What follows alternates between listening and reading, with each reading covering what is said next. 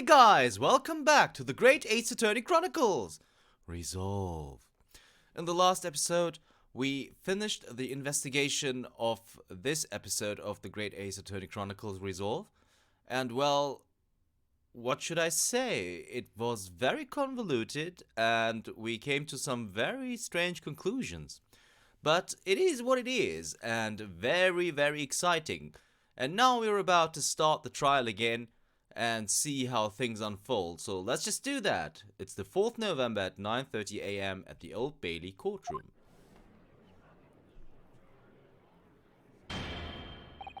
Before we begin today, I have a brief announcement. As with the closed trial 10 years ago, some astonishing facts have come to light in the proceedings. The revelation that the well-known Reaper is actually an organization illegally executing its own brand of justice, and the discovery that a respected yard inspector was at its heart until he himself perished in an assassination plot. Well, I say to all members of the judiciary here present on this occasion that we will stop at nothing to uncover the whole truth behind these disturbing findings. Counsels, you will undertake this trial with the resolve to pursue the truth to the bitter end. Resolve. Yes, that's my intention. My lord, if I may inquire. The defendant may speak. On what grounds is Kazuma Asogi permitted to continue his role as prosecutor?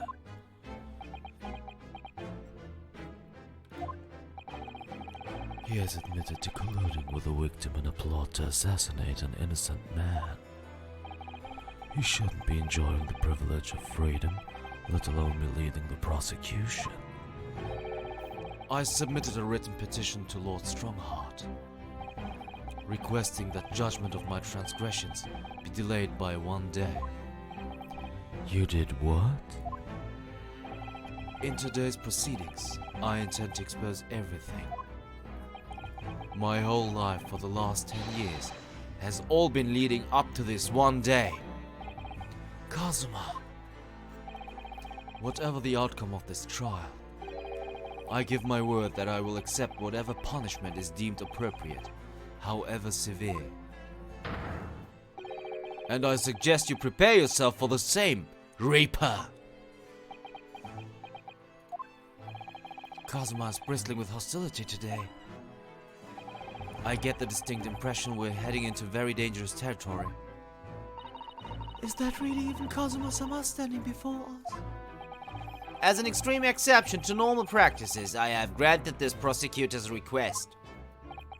The defense finds this acceptable, I presume.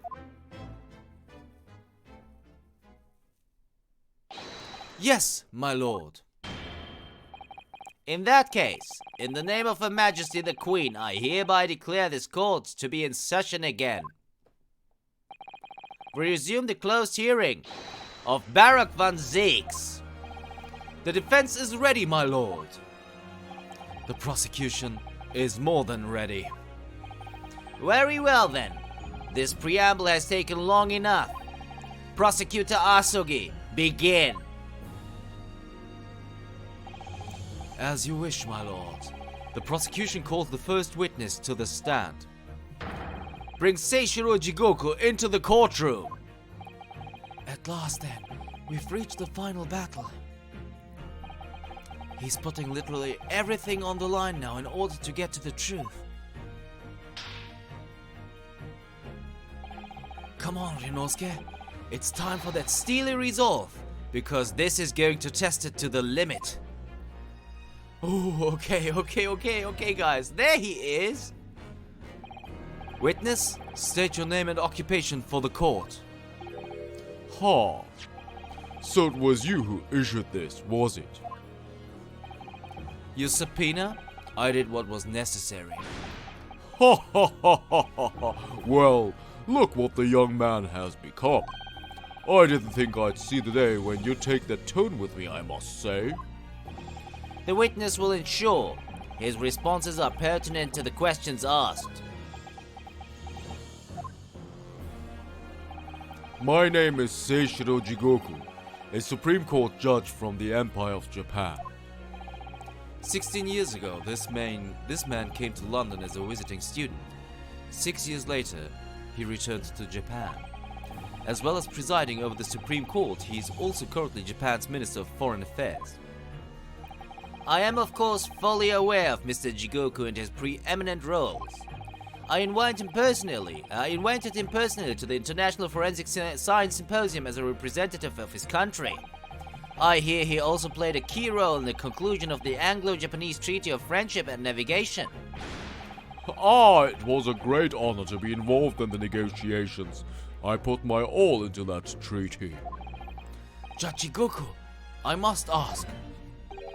Well, I never felt the young murdering student turning up here of all places. You acquitted me yourself. And now, I'm a practicing defense lawyer. Yes, and full of self-importance like your friend across the courtroom, I see. You came here to London by invitation to the International Forensic Science Symposium. But then, without informing anyone of your plans, you took flight to France. Took flight? I'd have to object to that turn of phrase. Then explain yourself. What exactly were the circumstances? Well, I was somewhat expecting this, and I'm sorry to say, I declined to comment. What? Leaving the country prematurely when I was an invited guest may be questionable etiquette, but my decision is unrelated to this case. I can't be bound to testify. Unrelated, you say?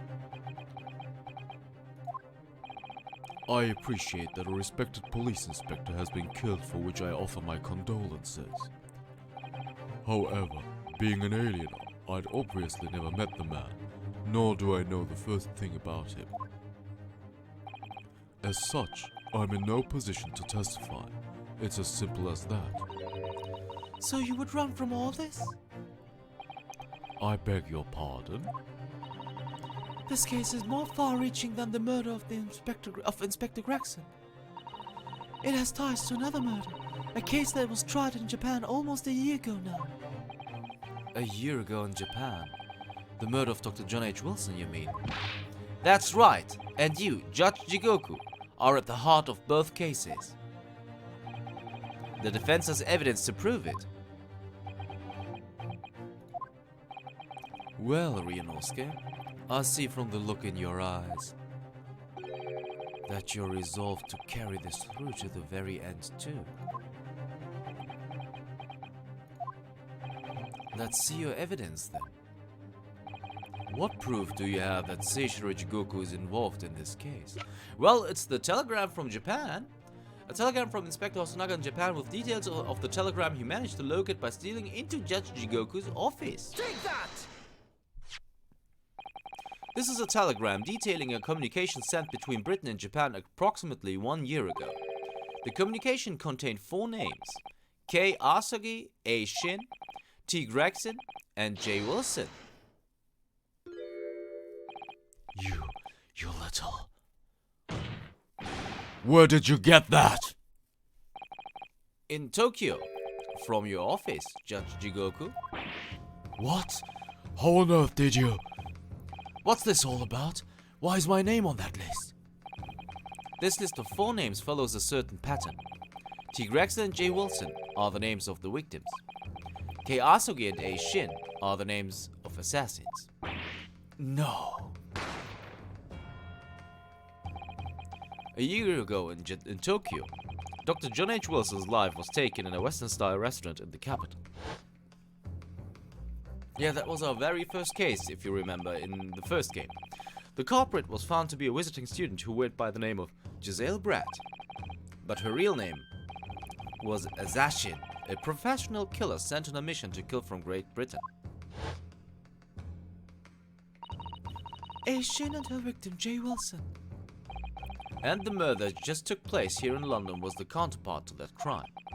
An assassin sent from Japan, also a visiting student, Kazuma Asogi, whose victim was the British police inspector Tobias Gregson. K. Asogi and T. Gregson. one assassin from each country to kill a target residing in the other. What exactly is the defense suggesting? These two cases of murder, one that took place in Britain and one in Japan, were masterminded by a pair of individuals from each country as a form of assassin exchange. And the telegram the defense has acquired is proof of this international contract to kill. What? What?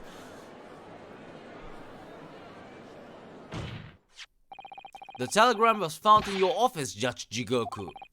In other words, the mastermind in Japan was you. Judge Jigoku, what's this all about? And you, Kazuma, you lied. During yesterday's proceedings, you acknowledged that you accepted the assassination mission. But the mark wasn't Judge Jigoku at all. It was T. Gregson, Detective Inspector of Scotland Yard, as shown by the name on the killing contract. Very impressive, Ryunosuke. But actually, I didn't lie. The name of the great target I was ordered to kill never passed my lips yesterday. The idea that Seishiro Jigoku was the mark came entirely from you. You deliberately avoided saying a name? The defense claims these 4 names indicate some sort of international assassin exchange. I'm sure I speak for all present when I say that the very idea seems utterly absurd. Well, Mr. Jigoku, what do you have to say for yourself? His silence only goes to prove his guilt. There's another very important point that this new development brings to light. There's now a distinct possibility that the scene of Inspector Gregson's actual murder was in the witness's cabin aboard the SS Grouse. Judge Jigoku, you have to testify now. To refuse will put you in contempt of court. Ha ha ha ha ha ha. There's no need for quite such a vicious stare, young man. Very well then, as a parting gift to you all, I'll tell you everything I know. It seems this Japanese gentleman has information that the court must hear about the alleged assassin exchange and the events of the night of the 31st October. Present your formal testimony now. As you wish, my lord. Alright, here we go. The first witness testimony from Judge Jigoku, the assassin exchange. It's true that Kazuma Asugi was assigned the assassination mission 1 year ago now. The target was Inspector T. Gregson. That was a condition of the British study tour. However, in the end something happened that meant the young man was unable to carry out his mission. On the evening in question, a member of the crew was on duty outside my cabin at all times. If there had been a shot fired, the crewman would have heard it, so clearly I can't be involved. Alright. So you admit it then, as this communication suggests. There really was an assassin exchange arrangement between Britain and Japan. A political endeavor at the highest levels, not something I can discuss here. To use such a worthy practice as foreign study to coerce somebody to commit murder. It's the most appalling thing I've ever heard. Appalling? Well, it's easy to judge. Pardon?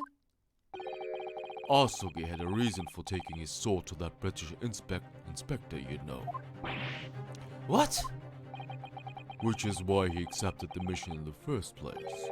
Isn't that right, Counsel? Kazuma-sama? Judge Jigoku, if you are the mastermind behind this operation in Japan, then tell the court the identity of your counterpart in Britain. I'm not obliged to divulge that information. As I said yesterday, I've killed nobody. I freely admit that I accepted the mission, but on the night the plan was to be executed, I backed out. In short, this assassin exchange that the defense has identified is unrelated to the events of this case. The crucial point is this. Your police inspector can't have perished aboard that steamship in Dunkirk, because if he had been shot in the cabin, it's inconceivable that a member of the crew wouldn't have heard it. That's right. Gregson was killed after returning to London, in the room of Fresno Street. And the perpetrator of that crime was the Reaper, Barak von Zeeks. The prosecution's accusations remains unchanged. To think that a seemingly innocent foreign exchange program was a facade for such Machiavellian dealings. Clearly it's a plot only a government minister and high-ranking judge such as the witness could hope to execute. Well, I seem to recall that it was someone on the British side who controlled everything.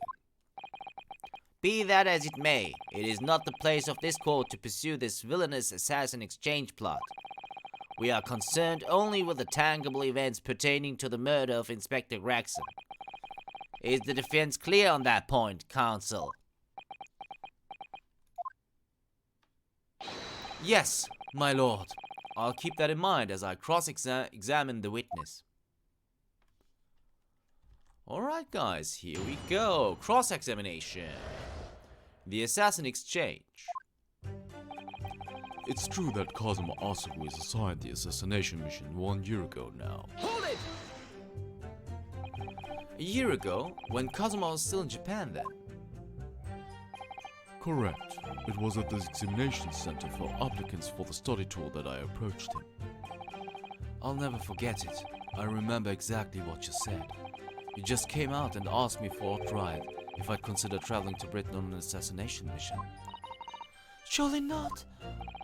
I thought it was a joke at first, of course, but then it was made clear to me that if I didn't accept, I wouldn't be considered for the study tour.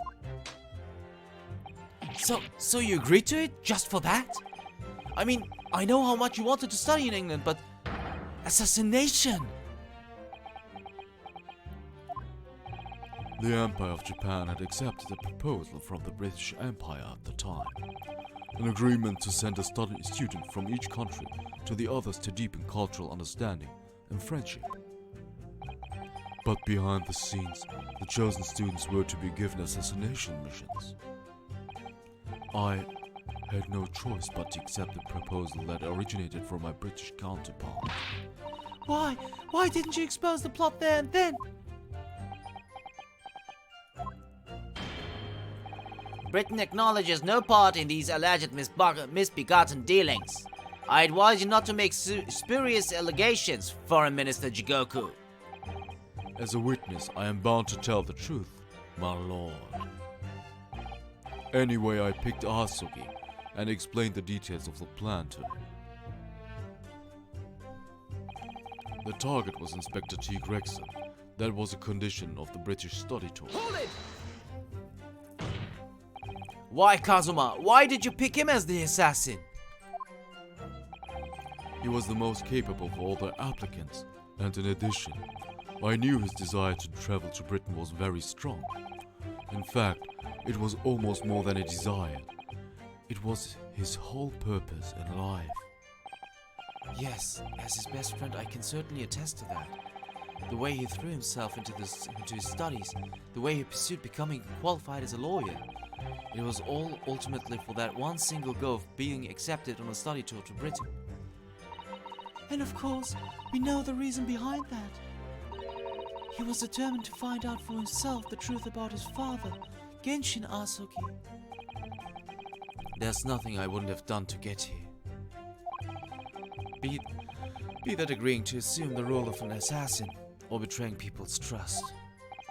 Well, you certainly did a fine job of betraying mine, Asugi. But why was Inspector Gregson the target? I have no idea. Those were the orders from Britain. I was in no position to question them. You have no idea? Really? I find that hard to believe. Oh, do you? Judge Jigoku was once a visiting student here in Britain himself, of course. Perhaps he has some connection with Inspector Gregson from that time. The defense really ought to catch up With what? with the fact that the assassination exchange has absolutely nothing to do with the case under scrutiny here. Yes, I've already admitted to recruiting Asugi. However, in the end, something happened that meant the young man was unable to carry out his mission. I presume you're referring to the incident that occurred during Kazuma's passage to Britain in January. The awful tragedy that took place on the steamship. Word arrived at the ministries from two weeks after the ship's departure from our shores. The visiting student had been killed, but his body had somehow gone missing in Hong Kong. The news was wired to me from a detective I placed on the ship to accompany the assassin. Obviously, Kazuma didn't actually die at all, but he did lose his memory, including all details about his special mission. Did you not consider dispatching another assassin at that point? That wasn't possible, simply because that black-clad young student over there had already put himself forward as Asugi's replacement, and there was no way to stop him from reaching Britain. My hands were completely tied. So Mr. Sholmes' strategy worked perfectly. He predicted everything that would happen. Months later, my memory returned, but I'd never intended to go through with the assassination mission anyway. So you were playing me right from the outset, were you? Is that it? I'd sooner be guilty of that crime than of taking someone else's life. I was prepared to do whatever I had to do in order to get myself here to Britain. This line of questioning has gone long enough. All the court should be concerned about in the testimony given by this witness are details relating to his relationship with Inspector Gregson and the victim's murder. In that case, as I've already made perfectly clear, I had no connection to the man or his death. And you have some means of substantiating this plea. On the evening in question, a member of the crew was on duty outside my cabin at all times. Outside your cabin in the first-class area of the SS Grouse, you mean? Yes, that's right. Not least because there was a murder of a student passenger earlier in the year, I imagine. The liner operators have taken to posting a crewman outside every first-class cabin door. I can confirm the presence of the crewman guard myself. What do you mean? Because I accompanied Inspector Gregson to Dunkirk that night, I witnessed it with my own eyes. There was a well-built crewman standing guard directly in front of the door to the witness's cabin. At that particular time, of course, I'd gone to the ship's dining room for dinner. The inspector and I asked the crewman to allow us into the cabin while we waited for Judge Jigoku's return. I suppose Inspector Gregson was there in his capacity as the Reaper. He was intending to take the witness's life? Exactly. As I've said numerous times now, I had no intention of killing anyone. So the crewman let two potential assassins into the cabin he was supposed to be guarding. Not the most convincing of sentries, really. In truth, those were my thoughts too. But anyway, I stayed to talk with Inspector Gregson for a short while, and then I left him there and made my way off the ship alone.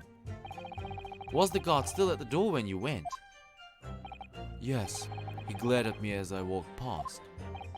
You see, that proves it.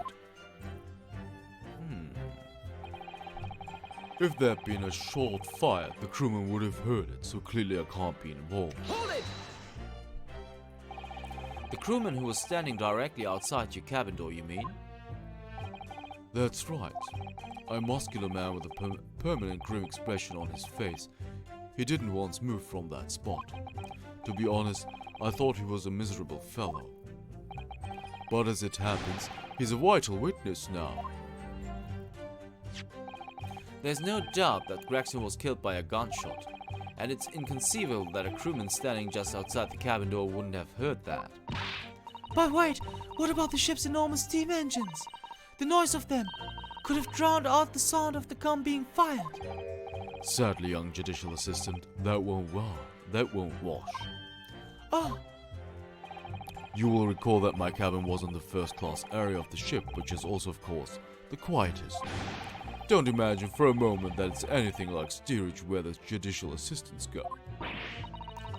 I didn't mean. But a hole like that made by a bullet was found in your cabin, Judge Jigoku. That's compelling evidence that a gun was fired in there. What's that? A bullet hole? Oh yes, you're talking about what the detective uncovered in the wall yesterday, I presume. That was obviously a rotten panel eaten out by a woodworm. No doubt he didn't find an actual bullet.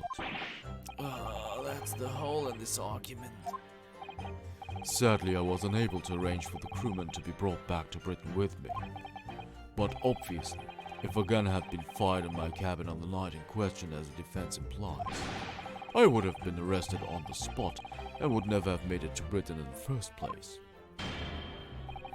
Very true. The witness's logic is sound, since no gunshot was heard from the witness's cabin on the night in question. We must assume that the witness is telling the truth. Ha ha ha. I'm glad you've seen sense, my lord. I know Kazuma's already admitted to taking on this incredible assassination plot, but even so, hearing it confirmed by somebody else is still a real shock. It's unforgivable!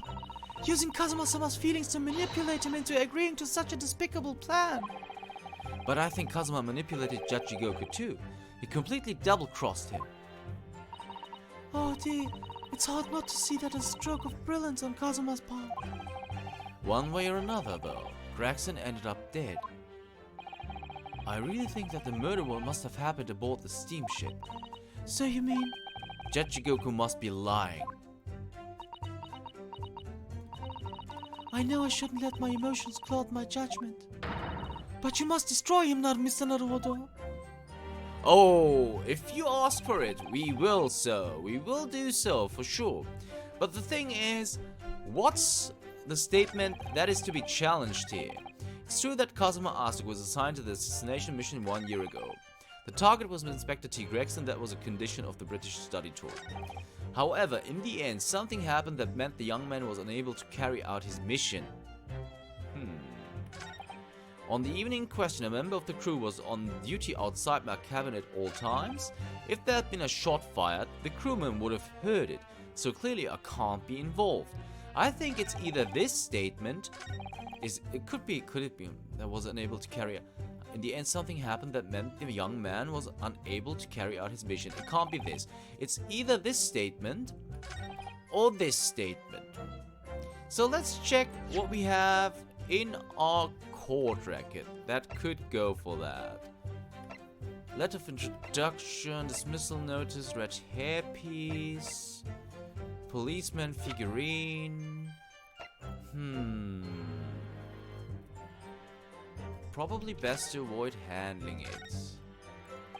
So this is the type, yeah, we already had that.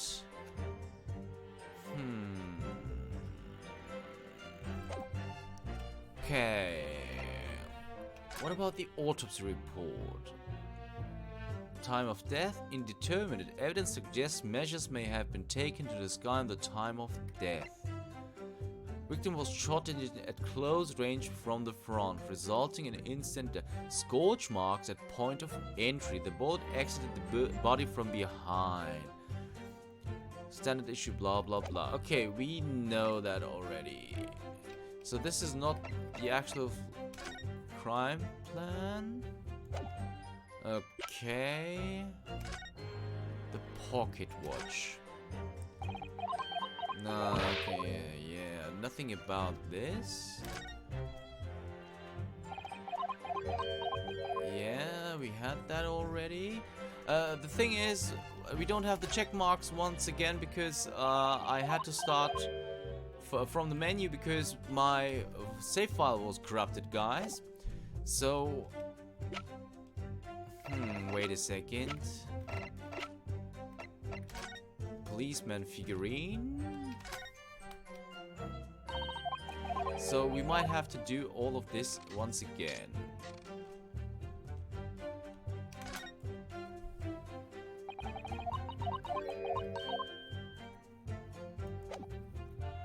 Okay, so what about the watch? Okay, we had that one already. Oh, we do have that knob here.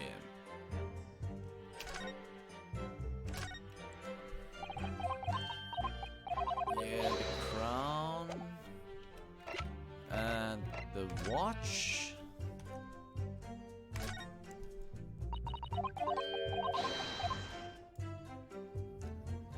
Yeah, there's the crown. Perfect fit. I knew it. Yeah, alright, perhaps you knew it. Yeah. Small machine part that Mr. Sholmes found on it's now clear that it's missing crown of Inspector Gregson's pocket watch. Okay, so we have that going for us, which is nice. Inspector's identification, we had that one already too. Asogi papers. Can't be this. So what about the trunk?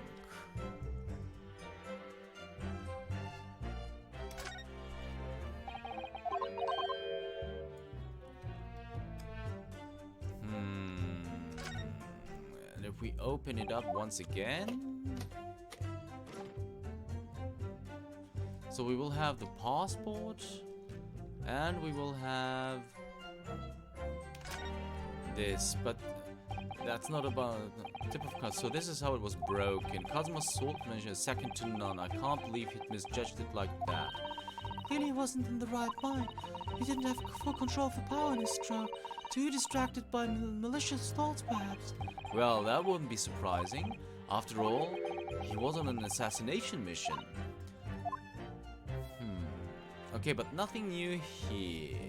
What about these? Nothing here either. Okay, let's go back. Autopsy report. Iris's lucky charm. Can we pull the ear once again? Okay, you can't pull that one either.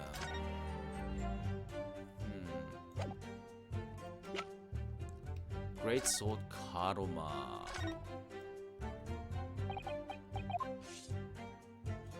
Yeah, we do have the tip of the blade is broken, we know that, but okay, but we're still evacuation drill itinerary. Ah, okay. Crew to resume duty, blah blah blah. Ah, from all crew members are required on the main deck at 10 p.m. in order to review evacuation procedures. The drill will take. Okay, there we go. Okay, there we go, guys. So if we go at all times, and we're gonna present this here. Objection! Okay, there we go. Finally, we got it. Yes, as the court has heard, there was a crewman posted outside Judge Jigoku's cabin. But as I just noticed, we have breached the half-hour mark, guys. So if you want to know how things are going to unfold, you'll have to tune in next time for the Great Ace Attorney Chronicles. Resolve. See you then.